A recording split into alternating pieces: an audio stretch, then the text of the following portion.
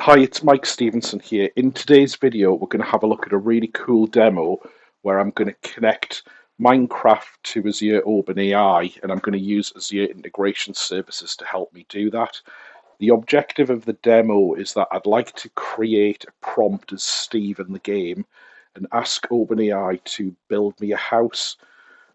I'm then going to send that message through Azure integration services in the game, get OpenAI to give me the instructions on how to build a house, and I'm going to have a robot in Minecraft that'll go and build it for me, and hopefully we'll get something that looks a bit like a house or a castle or something like that. Before I jump into the details of the video, I just want to do a quick dedication for this video. So about 10 years ago, at the Integrate Summit, I did my first demo where we integrated Minecraft and Azure, and I was only able to do that demo because AJ taught me how to code in Minecraft, and we worked together on a few projects and built some really cool demos. And last week it was his 19th birthday, and it was when I was playing on one of his old Minecraft worlds. I was just having a bit of a potter around on it, and one of his little things he built in the game gave me the idea of doing this demo. So just a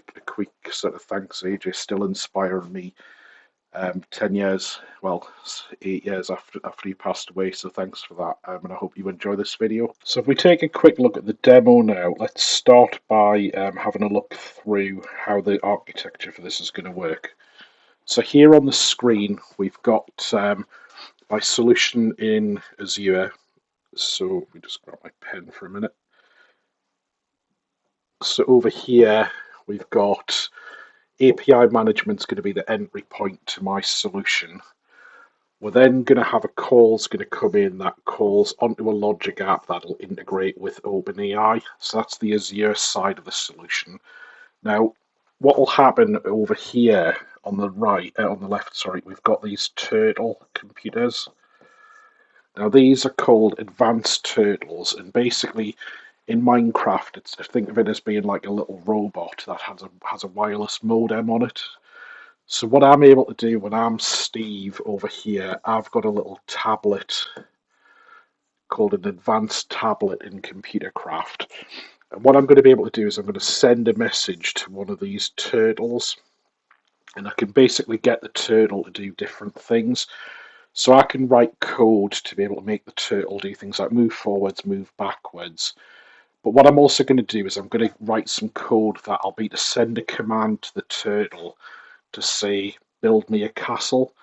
And the turtle's going to know that I've sent the build me command. And what it's going to do is it's going to make a call out to my API management here. API management's going to forward the call onto a logic app, and the logic app's going to integrate with Azure OpenAI.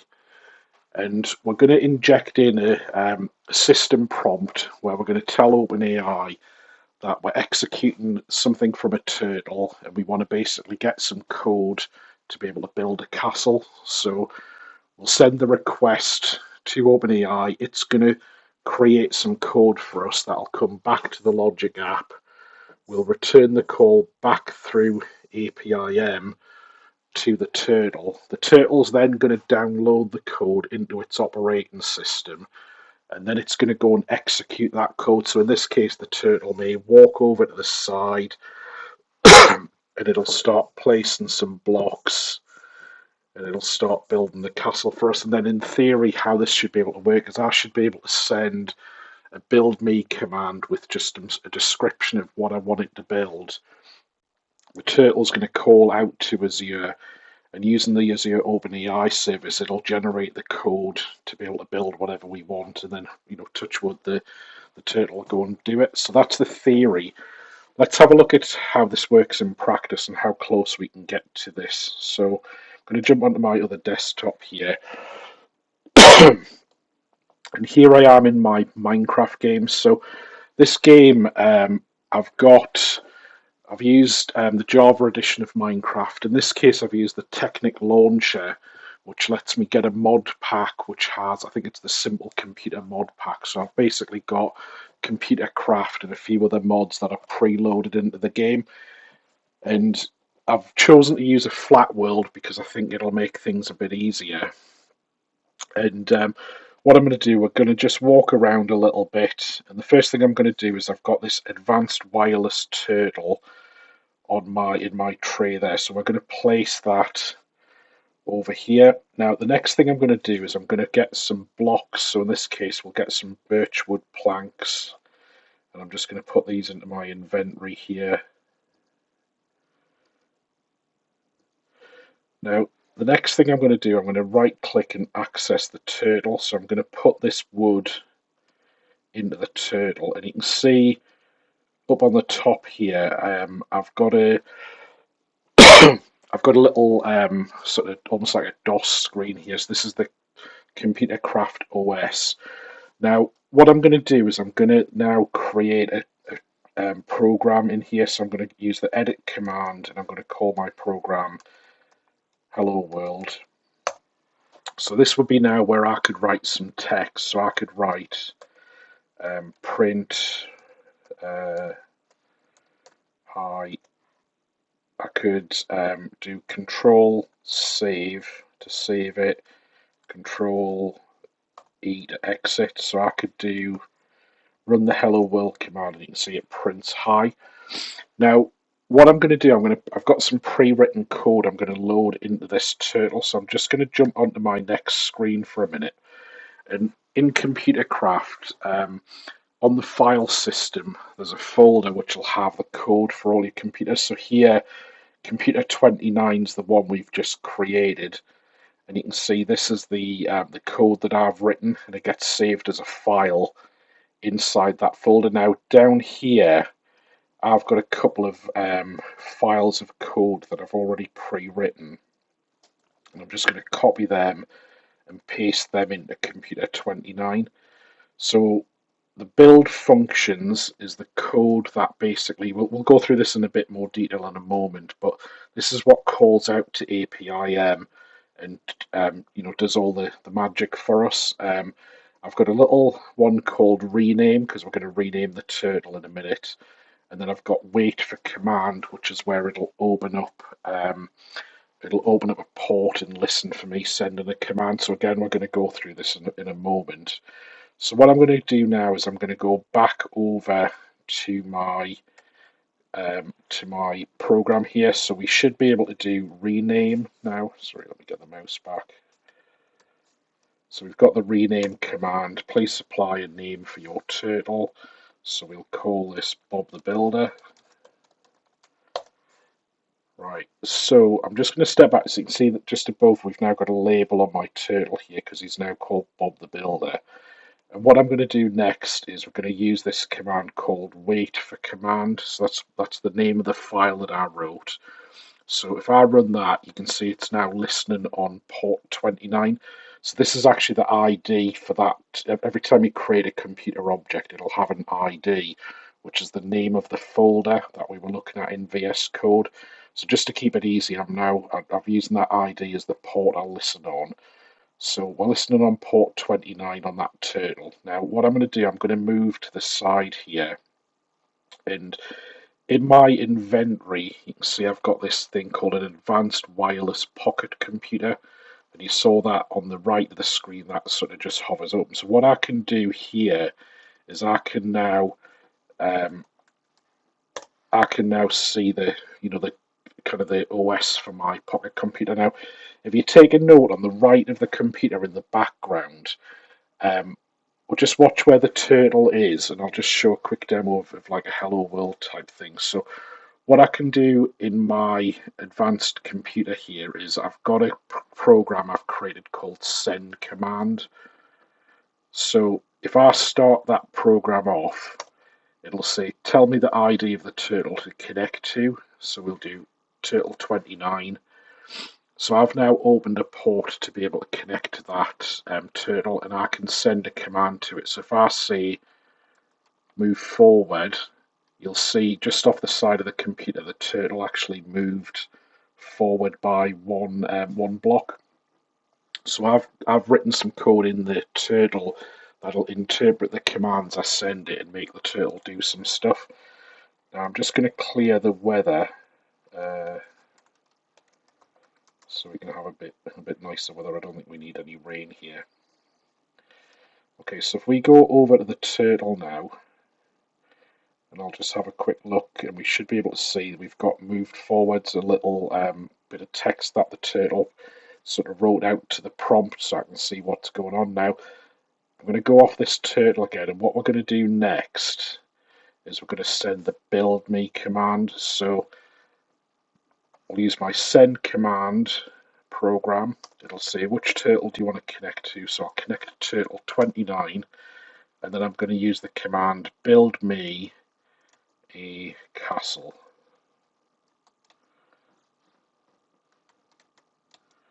So the interesting bit here is this is where your prompt, you want to think about how much detail do you want to go into the prompt. So I can say a castle, or I can say a castle which is medium size and three blocks high. So if I send that to my turtle, I'm just going to set the time.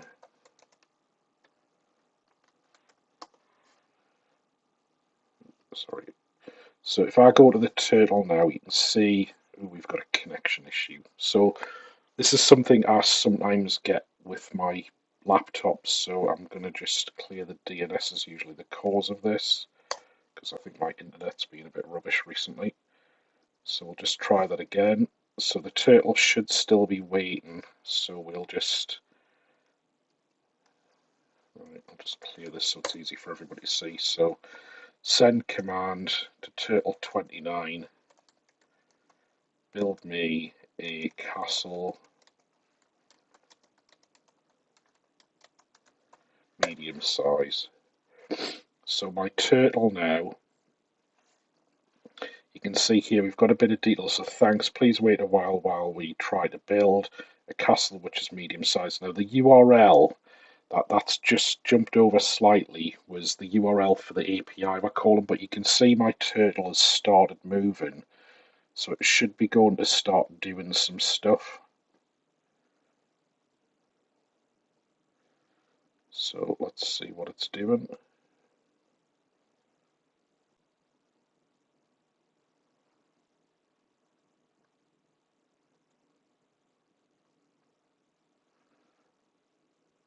It's moving around a lot here, but let's see if it actually lays a block down.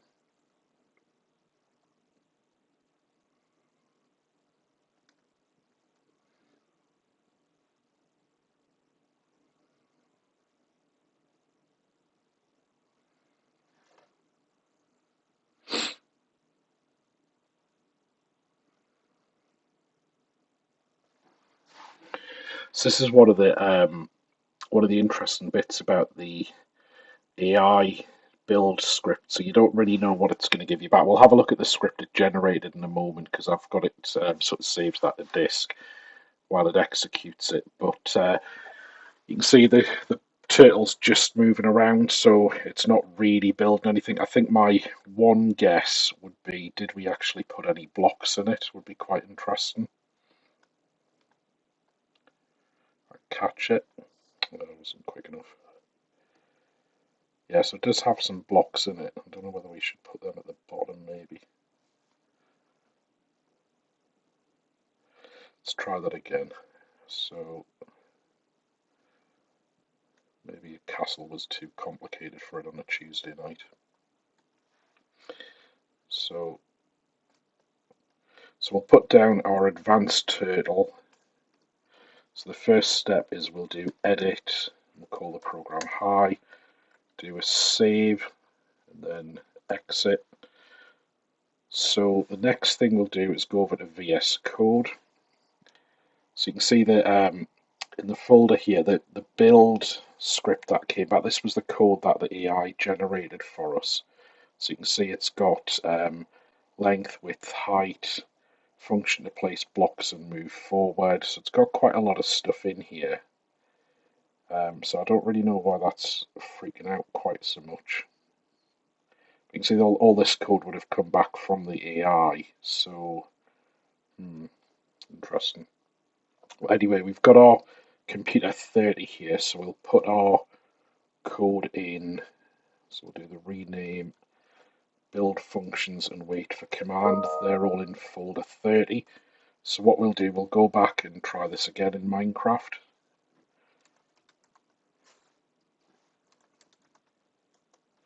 So we'll call this Doug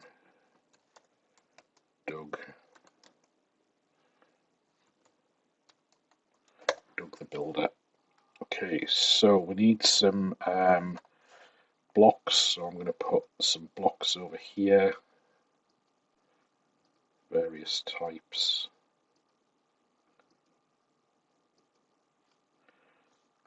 Right, and then I'm going to right click on Doug and we'll put some blocks in. I'm sure they have to be in the top, but we'll see. Right, so what we'll do next, so we'll activate Doug. Sorry, while I get assaulted by slime there.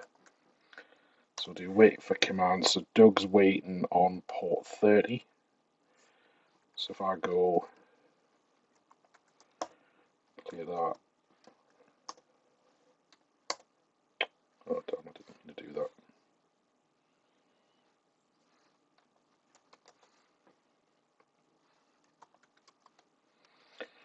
Right, send command. So it should have been 30. Build me a tower. Build me a tower 10 blocks high. So we'll have a look. Doug should now get an error because he can't connect to the internet. So we'll just flush that again.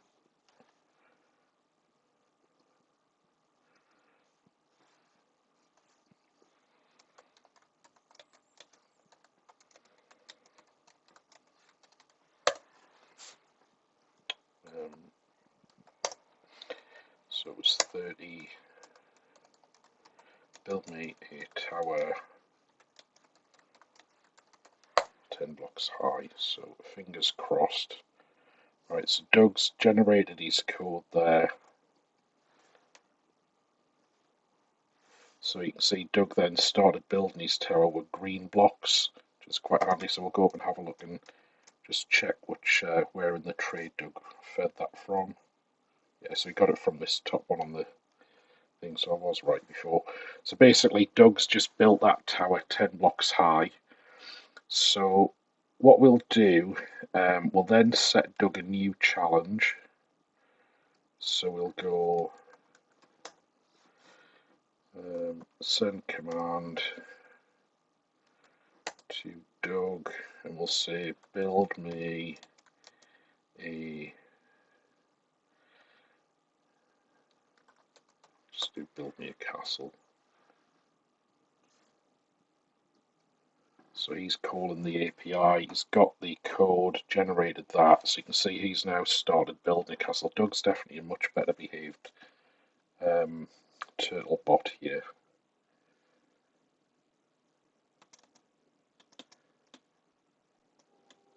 I'll just clean up the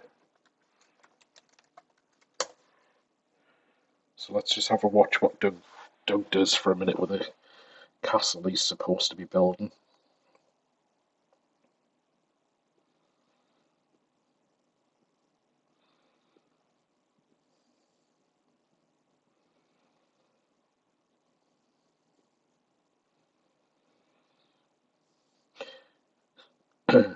It's a very well behaved bot. Now I think he might have run out of blocks there, I think is the thing.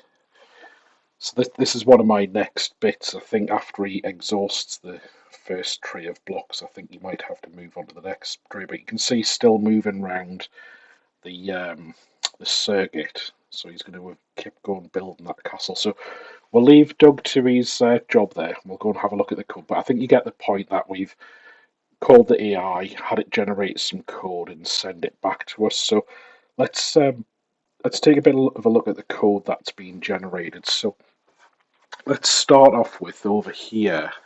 So I'm just going to grab my pen so we can have a look at some of this. Okay, so we've got in Doug the build file is actually the code that got generated here. So you can see this called out the AI and it wrote this file, and we'll go and have a look at the logic app in a moment. So you can see what's happened is in the bottom of the file, you've got the actual, so up here, these are really helper functions. And what the turtle's actually doing is it's really going to start here where it'll do build wall. So it's going to do build wall, then it's going to go around the corner, and then it's going to build the next bit of the tower, go around, and it's really just going to loop around this. So if we have a look a bit higher up, let's see what this build tower does. So I think he looks like he's just moving up, placing the corner and moving up. And then build wall is really placing a line. So you can see in this build wall function here, he's placing a line of blocks of a certain length, then turning, placing a line. So that to me assumes that's going to go around building an entire square. So it'll build that square multiple times till it gets so high, and then it'll build the towers, I think, on top.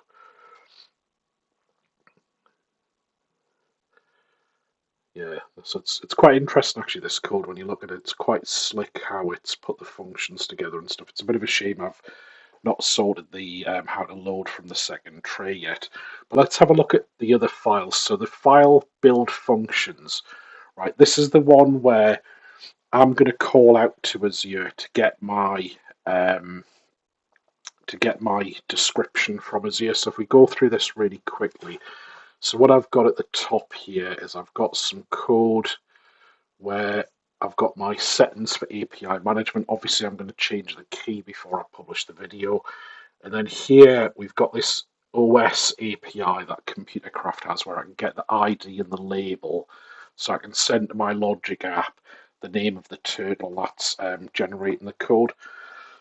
The next thing I'm going to do, I'm going to start crafting the request that I need. So here I'm creating some headers for the HTTP request, and then I'm going to print out please wait while we build. And then up at the very top here, we've got a build description that gets passed into this file. So we'll have a look at how this gets called in a moment. But the build description is really the prompt that Steve sends to the turtle. So that build me a castle. And then here, what we're doing is we're going to make an HTTP post out to API management. So we get the response here and the error. So if we get an error, we're going to log it and end. But if the response is good, here we're going to read the details of the response and move on to processing it.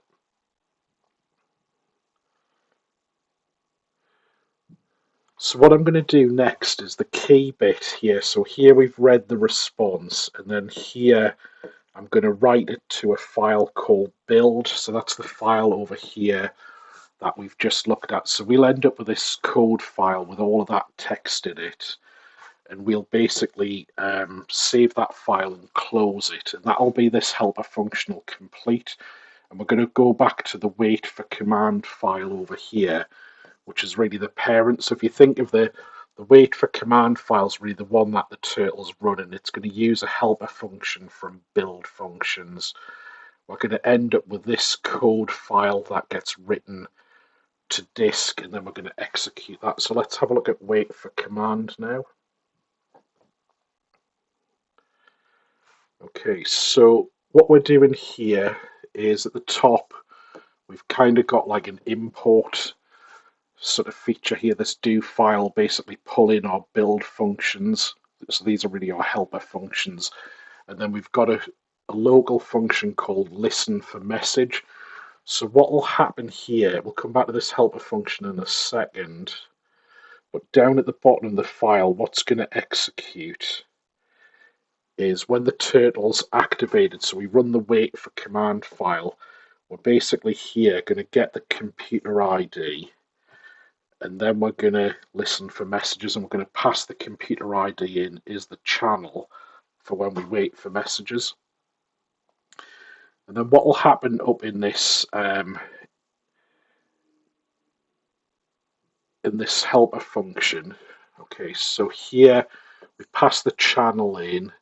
I'm going to just double check here, a bit of defensive code, and so check we've got a modem attached. So this means when I use the advanced computer, I already by default have a modem attached, but the other turtles, you can attach a modem to them if you wanted to. So here I'm going to open the modem, and that'll basically listen. It opens that port, it's listening for a command to be sent to the turtle, and then I'm going to enter a loop at this point. So here when we do the pcall method here, it's basically going to listen for an event from this os.pull event. So I'm waiting for a modem message to fire in so that we can trigger the turtle's code. And then what I'm going to do is we'll have this message as what will come out. And I've basically got a condition here. So if the message that we receive is forward, then we're going to move the turtle forward, up, left, back, etc., etc. So I'm just going to move down a little bit. So we've got some basic commands for the turtle, and then the key ones that we've got are stop means that we'll stop listening for an event, and this one here is the really important one. So if we get a command that says build me, then we're going to create a description. So what we're going to do is from the message, so here this is using a regular expression to just say, does it start with the phrase build me? If it does, we're going to strip out the build me, which will give us the raw command that Steve sent to us. And then we're going to run the build me function, which basically loops to our common helpers over here, and that build functions. So the build me command's the one that's going to call out to API management, do all the magic, get that file called build created, and then we're going to do shell.run, which will just execute any of the code that's been written into here. So basically the OpenAI can download some, via the OpenAI, we generate some code, download it to the bot, and then the bot just executes it and builds whatever the OpenAI tells us to build. So that's really how the turtle works behind the scenes. Now, there is one other bit we want to have a look at before I take a look at the logic app and API management. So computer number 13 up here. Sorry, let me open that. So computer 13 is actually this is the handheld device that Steve has. So when I use the send command operation on that device, so I'm doing a couple of things. The first one is we'll ask Steve what the turtle ID that he wants to connect to is. So we'll read that, and we'll get that as a number so we can connect to the turtle. Again, a bit of defensive code here. We're looking to check we've got a modem. So the advanced wireless pocket computer that Steve has a modem by default. And here we're going to open a channel to the turtle. So at this point here, this is where Steve has his computer, and we've got the little turtle over here. So it was called Bob or Doug or something like that. So at this point, he's got an open channel ready to send commands to him. We're then going to ask Steve, what is the command you want to send? So we can say, forward, backward, or what we really want him to say, build me. And then with the message he sends in, we do a modem.transmit. That sends the message over to the turtle, and the turtle will run the code. He's got the wait for command one running. He's listening for messages, and he'll go and execute whatever he's told to do. So in this case, build me means we call Azure, get the code, and then run it. Okay, so that looked pretty cool. We'll have a look next at the logic app. So over here on the screen, you can see this is the logic app we would have just run. So we'll get the most recent one. Now, what we've got is HTTP receive. So I guess taking a step back for a second, in API management, I've got a very simple API here, and I've got this generate operation. So all that does It just basically proxies the logic app. So we set it to a post, we do a rewrite, um, set the header, well, we get rid of the subscription key header and we call the logic app. So there's nothing magic about APIM here. It's just making it easy for us to let the turtle call the logic app. And if in the real world, if you think about a real scenario where you've got an IoT device, or you've got some bot in a factory, each can have a different key for connecting to the API. So there's a lot of value in this type of architecture of having an API management involved. But really, it forwards it onto the logic app, and then we get over here. So we get some content. So it's currently encoded. So we'll have a look more at that in a minute. I'm going to parse out here. I'm going to parse out some of the headers. So I want the turtle name and stuff like that. And then I'm going to initiate a variable for the code snippet we're going to get back. We'll come on to that in a minute. And then next up, I'm going to craft a request for OpenAI. So I'm going to do two things. So first off, I've got my messages collection. I'll see if we can look at this in raw detail. So I think the key one I want at the start is a good system message. So I've used a system message that says you're an AI bot who will generate code snippets which are used to control a ComputerCraft advanced turtle in Minecraft Java Edition. The user only wants code snippets, so I want to get rid of all of the explanation and waffle that it tells me. I don't need to know that. Just give me the code. And the user will usually want the turtle to build something for them. And then the user says a castle. So maybe I could improve my message a little bit. We'll try that again in a minute. And then I've just set some default values here for the temperature, frequency, etc.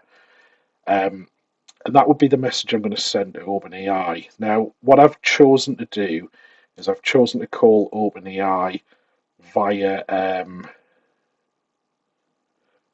HTTP. So there are various connectors. I found it was just easier to do this with HTTP. It's quite simple, so we'll do that. I get a message back, and then here I'm just passing the message, so we can see we get quite a bit of detail here. So you can see we've got the choices, blah blah blah, sexual content filter, self-harm filter, violence filter. The bit we care about is the content down here. So this is the code that we've got. So you can see there's a whole bunch of code come back. Now, one of the things I notice is quite often it puts these little comments in front of it. So I'm going to strip that off in a minute. So this is one of the handy things about the logic app being in the architecture here.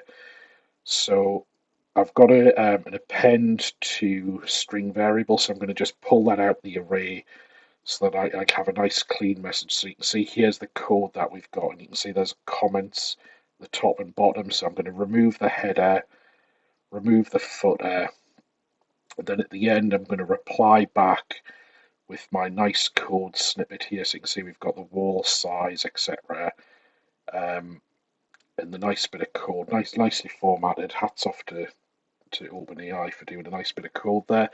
That goes back to the turtle, and then it'll go and start executing that code. And really, this demo didn't really take that long to put together. Certainly, the Azure bit was really quick, which is good. I think just in the interests of completeness, so let me have a quick look. Right, so I do have the Azure AI Foundry here now.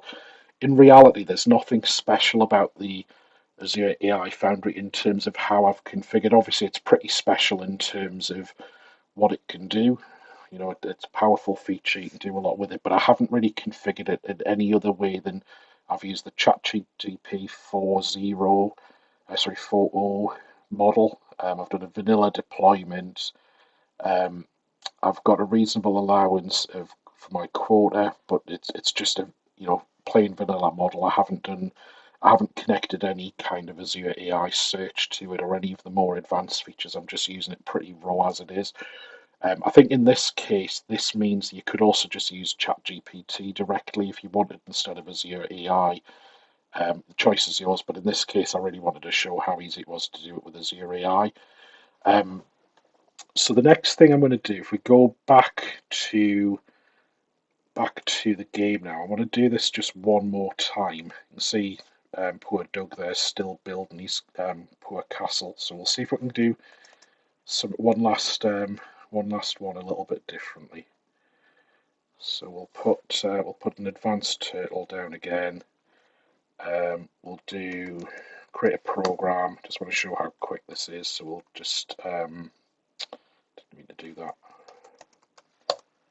So we'll do save, exit. So the reason I do that bit is because that gives me, when I save it, the file, it gives me the folder on disk. So before that point, we don't really have the folder until you create your first program. So I've copied my files across there again, and we'll put these into GitHub. So we'll do a rename. So new name. So we'll call this. I'm going to call it Marvelous Mike. Right, and then we'll do wait for command. So we're listening on port 31. We'll just go and make it daytime. Right, and we better. I think we better put some blocks in here as well.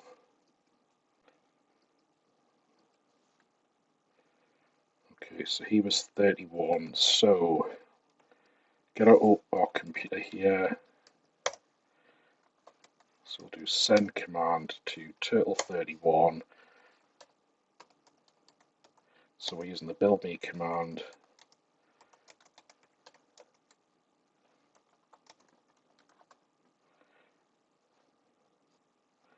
I think we'll make it a nice.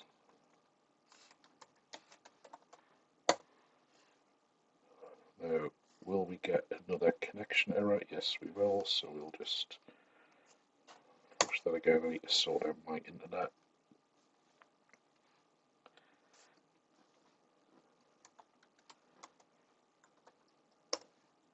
Turtle31, build me command.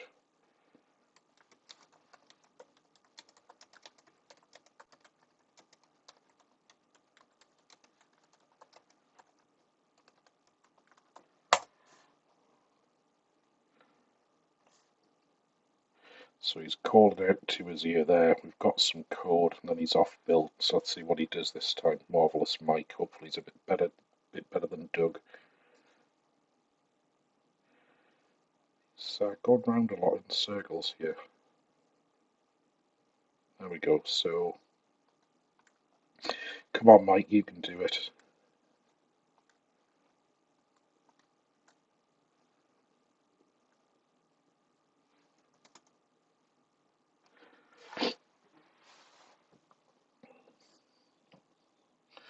I guess maybe on the one point here we probably didn't specify it should have a door. But let's see. So if you notice, so it's going up. We've got another floor.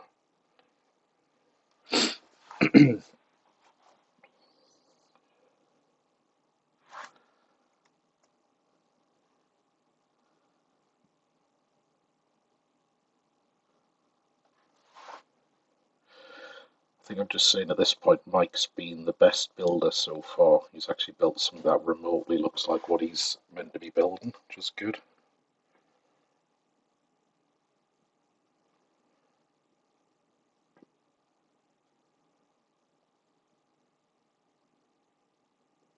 He might run out of blocks there. I'm guessing he was trying to build the house roof maybe. Yeah. So not too bad. Well done, Mike. You're the best builder so far, I think. So just to finalise this video, what I was really hoping to do was to show two things. One, how easy it is to connect Minecraft ComputerCraft to Azure Open AI, and we open a world of possibilities about getting an AI to generate code, which we all know we can do because we all write code in VS Code and stuff every day that is generated for us. But if it can generate code in ComputerCraft. So the first thing is this opens up a load of options for kids to be able to learn code, because if you can get the bot to do some of it for you, the first thing I think kids will do is look at trying to understand what the code's doing and troubleshoot it and make it better and that kind of thing. So I wanted to kind of hopefully open a few doors for people to learn how to take this further. The second thing I think what would be awesome is I'm using Java Edition here. It'd be great if Microsoft could actually plug something like that in the game properly. I'm sure they must have ideas on the game itself of how they would do it. Because at the end of the day, Minecraft's great, but if you can get it to help you build, you can build such better things quickly, and it just increases the amount of fun. And I think like the way I've done this, I'm sure I could probably have multiple turtles at the same time, all building different buildings for me. And I think, remember when we used to do Minecraft Club at school, and you'd have like an army of kids who would be building different stuff, and then at the end of the lesson, they'd kind of, have a village or something like that. But if you've got these kids building turtles to help them build, suddenly they have a city instead of a village at the end of the lesson. That would be kind of cool. So hopefully this gives people a bit of inspiration about what they can do.